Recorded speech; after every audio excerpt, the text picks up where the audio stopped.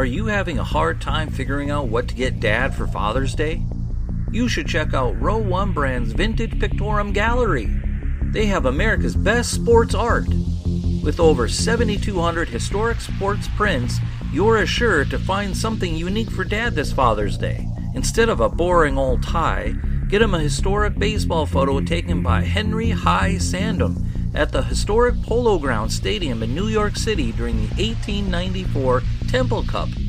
Or, if he's an NFL buff, check out the 1963 vintage NFL poster. These are so good looking that you'll be amazed how they turn out.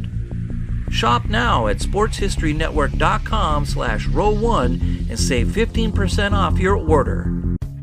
It's a bonus day football by numbers series continues with the jersey number 35 and the greatest players to ever wear it. And we have a top 10. We're going to tell you all about it in just a moment. This is the Pigskin Daily History Dispatch, a podcast that covers the anniversaries of American football events throughout history on a day-to-day basis. This is your host, Darren Hayes, and we're podcasting from America's North Shore to bring you the memories of the gridiron, one day at a time. So with Mike and Gene Monroe, as well as Jason Neff supplying us with the tunes, let's go no huddle through today's football history headlines.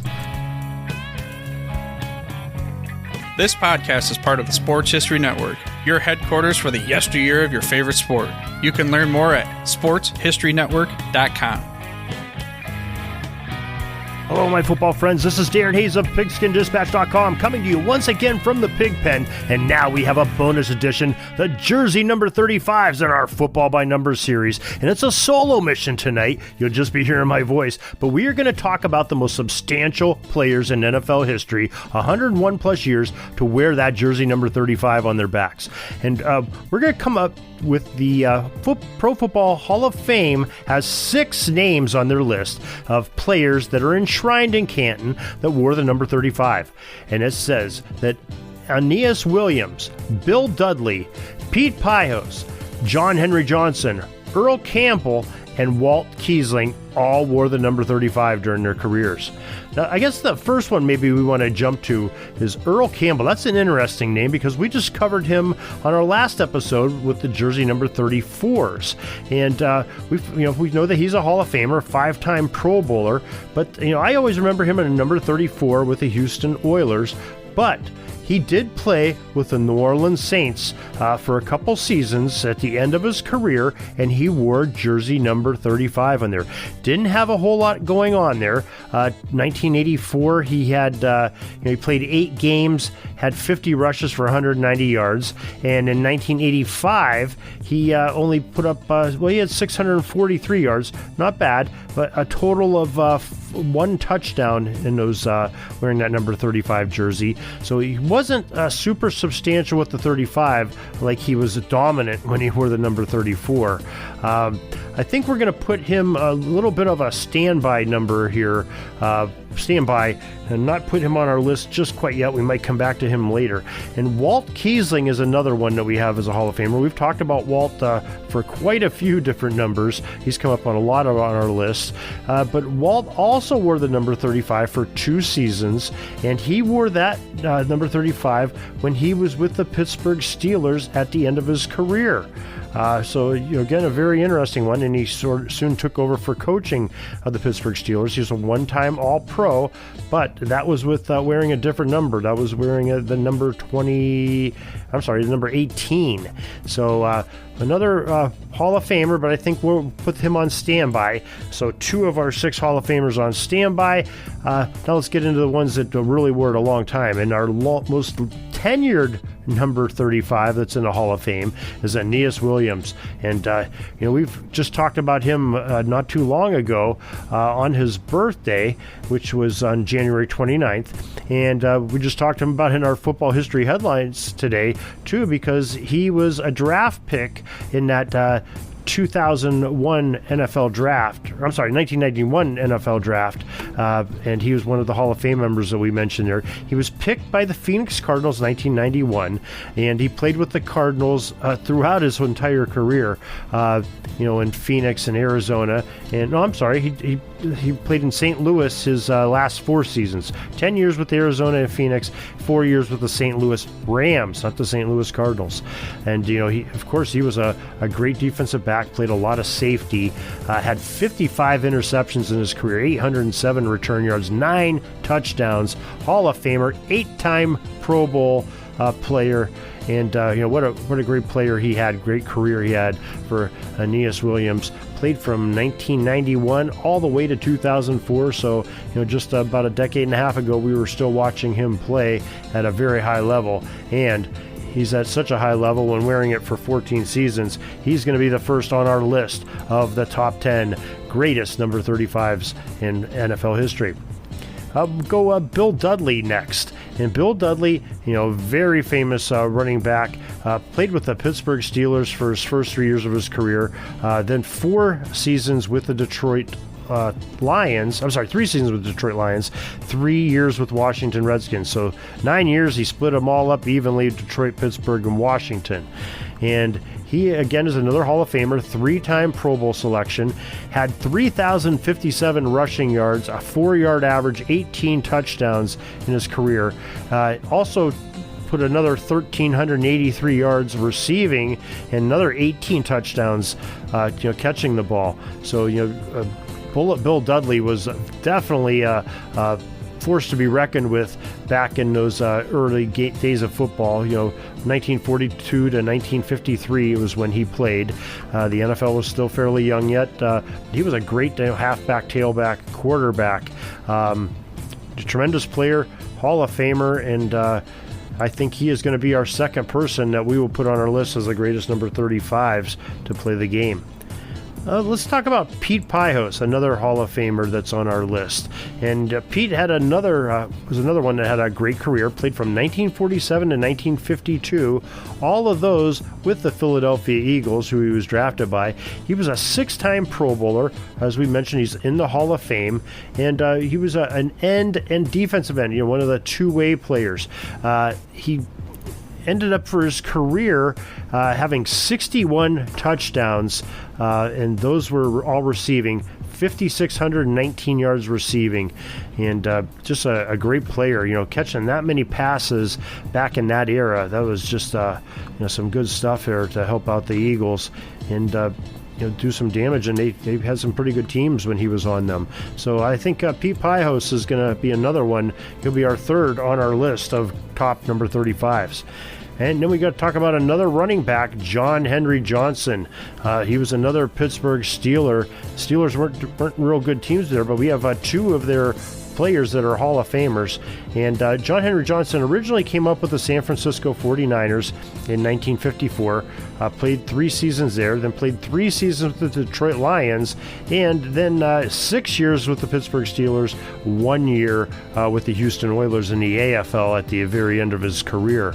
But John Henry Johnson had 6,803 yards rushing, 4.3 yards per carry, 48 touchdowns. And in receiving, he had another almost 1,500 yards receiving in his career with another 7 touchdowns. So he was almost a dual threat and very formidable running back that everybody really respected.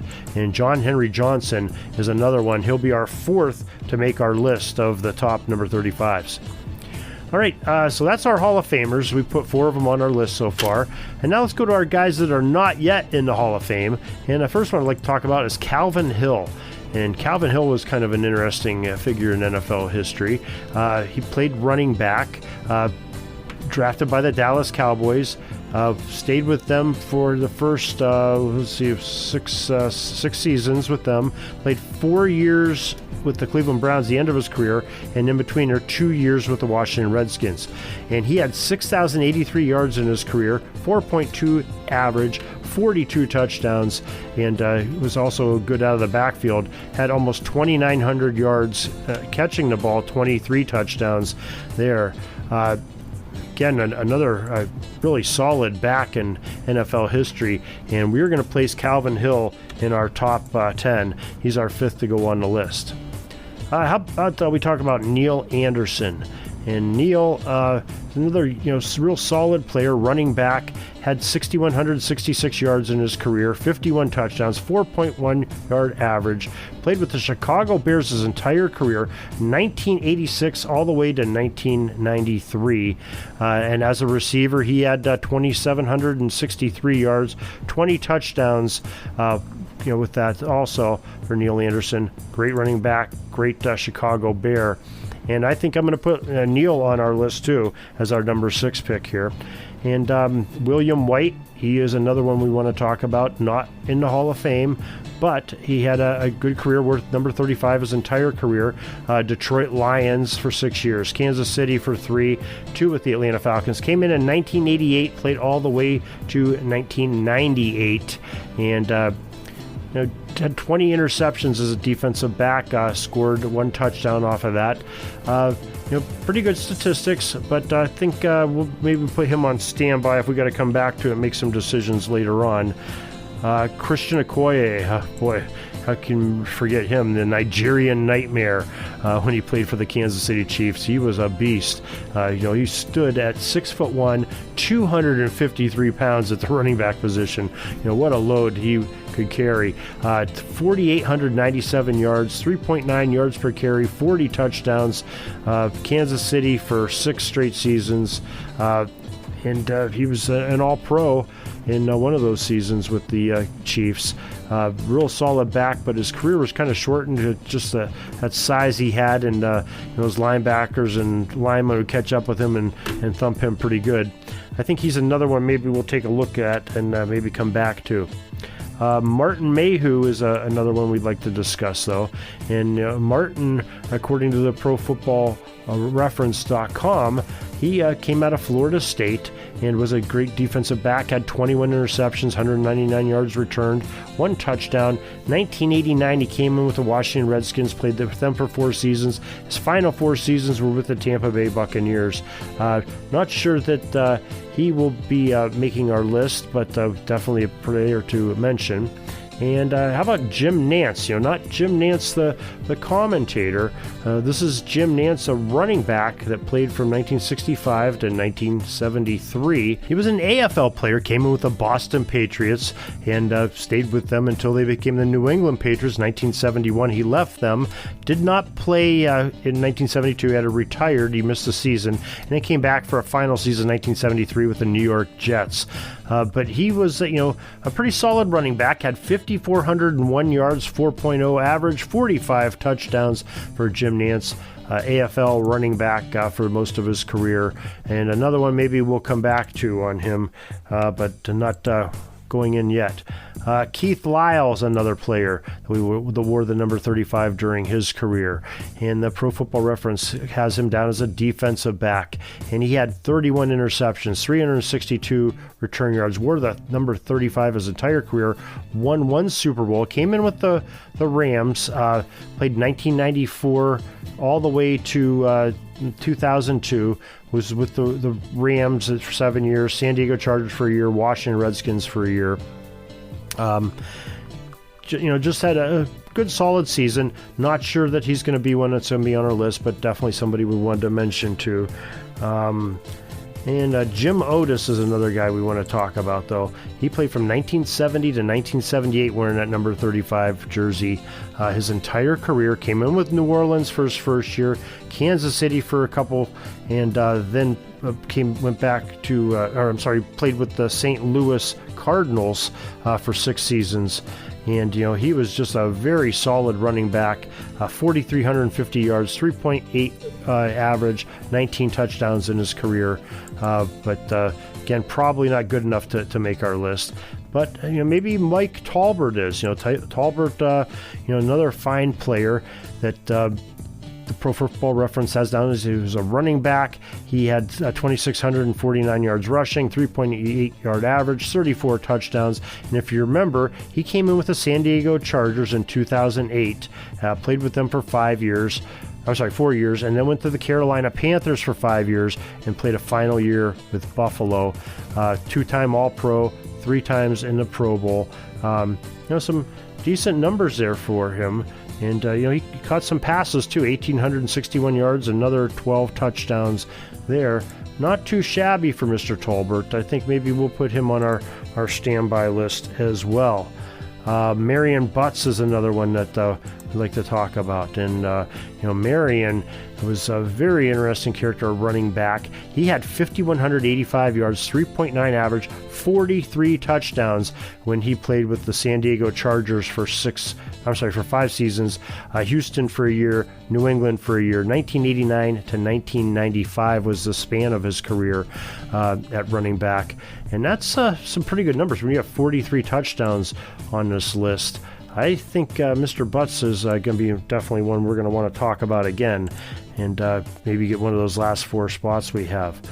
And that is pretty much it, except for Eric Reed. Maybe we definitely want to mention here too, because Eric was a free safety, played 2013 through 2019, San Francisco 49ers for 5 years, 2 years with the Carolina Panthers, had 11 interceptions his career, 244 yards returned. He was a real solid player out of LSU, but again, probably not the stats that are going to get him into our top 10 number 35s here. But maybe Galen Fisk, who wore the number 35 for 11 seasons. I got my numbers confused there. He was a linebacker that had 13 interceptions, 178 yards returned on those. Played with the Cleveland Browns his entire career, 1956 all the way to 1966. And won an NFL championship, was in 2 Pro Bowls. So probably another one we should put under some consideration, because he definitely wore that for 11 seasons and played at a high level. And, I don't think we talked about Glenn Dowdy either. Glenn was a wide receiver that played with the Baltimore Colts from 1972 to 1979, spent entire career with the Baltimore Colts, had 219 receptions, 3,547 yards, 16.2 yards per catch, 24 touchdowns, and wore the number 35 his whole career, but I don't think he's going to get that. Doesn't have enough of that hardware to get him in. So we have 6 spots on there. I think it's time to go and deliberate here. And I think I'm going to give the bid to our other two Hall of Famers, Earl Campbell and Walt Keisling. I'm going to put them on our list with our 7th and 8th spots. Well-deserving players they are, even though the number 35 may have not done them. They wore the number, and they were very good players in their own right. And I think I'd like to maybe see Christian Okoye, because he had some brilliant seasons there. I'm going to give him the 9th spot. And rounding out our top 10, I'm going to go with Mike Tolbert, the number 10 spot. So in review, we have Anias Williams, Bill Dudley, Pete Piehoes, John Henry Johnson, Earl Campbell, Walt Keisling, Calvin Hill, Neil Anderson, Christian Okoye, and Mike Tolbert as your best number 35s in NFL history.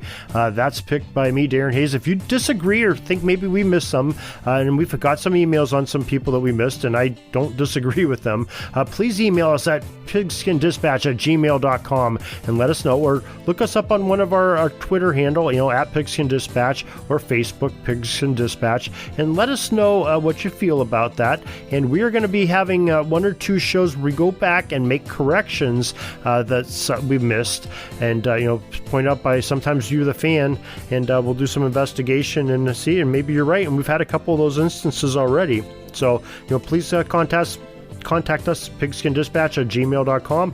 Let us know, and tune back in tomorrow, because we are going to have the number 36s as a bonus edition, and of course we also have our football history headlines coming up for April 22nd. So you don't want to miss that. So till tomorrow, everybody, have a great gridiron day. Peeking up at the clock, the time's running down. We're going to go into victory formation, take a knee, and let this baby run out. Thanks for joining us. We'll see you back tomorrow for the next podcast. We invite you to check out our website, pigskinddispatch.com, not only to see the daily football history, but to experience positive football with our many articles on the good people of the game, as well as our own football comic strip, Cleat Marks Comics.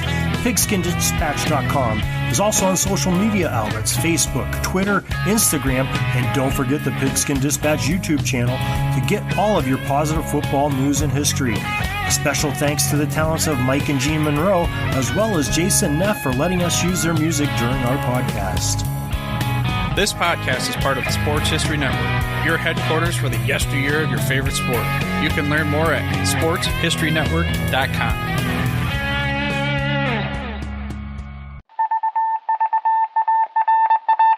It was just another ordinary day in the offices of the Pittsburgh Guardian newspaper circa 1924.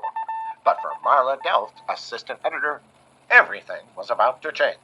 For she was about to discover the awesome attractiveness of Row 1 brand retro sports paraphernalia items thanks to Orville Mulligan, sports writer. And there it is. Wow, Orville, that's really the bee's knees. Isn't it just? A poster-sized replica of the actual 1909 World Series program cover. I can see that. But where did you get it? And where'd you get it framed? I ordered it from the Row 1 website, where over 6,000 items of sports memorabilia from the 1880s to the 1990s are available for reproduction, in multiple sizes and in several different materials, with over a dozen styles of frame to choose from for prints like this. Well, I'm sure Mr. Delft would love to put up more of these in the office. But I'm equally as sure they're beyond this newspaper's budget. Not at all, my dear Marla. See for yourself.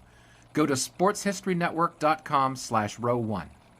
sportshistorynetwork.com/row1. Oh my, these are good prices. Oh, and look at this stuff.